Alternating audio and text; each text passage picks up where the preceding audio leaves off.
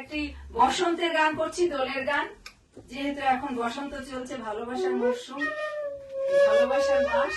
যেহেতু ভালোবাসা অবশ্য সারা বছরই থাকে, কিন্তু বসন্তে একটু বেশি থাকে, সেই জন্য আমরা একটা বসন্তের গান করছি রবি ঠাকুরের।